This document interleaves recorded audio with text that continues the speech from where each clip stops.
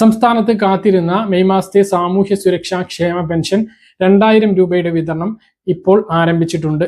ചില ആളുകൾക്ക്, അതായത് കേന്ദ്രവിഹിതം ലഭിക്കുന്ന ആളുകൾക്ക് 300, 500, 200 രൂപയുടെ കുറവുണ്ട്. അങ്ങനെയുള്ളവർക്ക് 1700, 1800, 1500 എന്നിങ്ങനെയാണ് ലഭിക്കുന്നത്.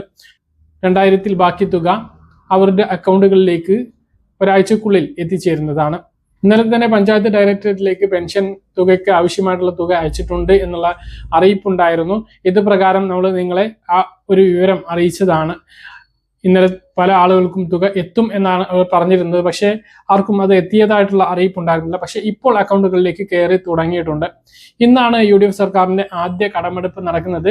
അത് കഴിഞ്ഞേ പെൻഷൻ വിതരണം ഉണ്ടാകൂ എന്ന് പല ആളുകളും പ്രചരിപ്പിച്ചിരുന്നു. പക്ഷേ അങ്ങനെയല്ല. ഇപ്പോൾ തന്നെ സംസ്ഥാനത്ത് മെയ് മാസത്തെ ക്ഷേമ പെൻഷൻ ബാങ്ക് അക്കൗണ്ടുകളിലേക്ക് വിതരണം ആരംഭിച്ചിരിക്കുകയാണ്.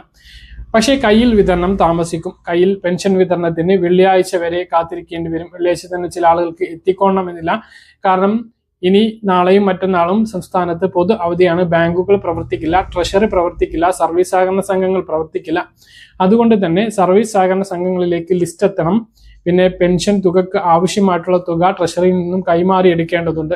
അത് വെള്ളിയാഴ്ചയെ അവർക്ക് കിട്ടുകയുള്ളൂ. അപ്പോൾ വെള്ളിയാഴ്ച വൈകുന്നേരം മുതൽ അവർ കാണുന്ന ആളുകൾക്കൊക്കെ പെൻഷൻ വിതരണം ചെയ്തു തുടങ്ങും. പിന്നീട് വീടുകളിലൊക്കെ വിതരണം ശനിയാഴ്ച, ഞായറാഴ്ചയൊക്കെ ആയിട്ട് സജീവമാകുന്നതാണ്.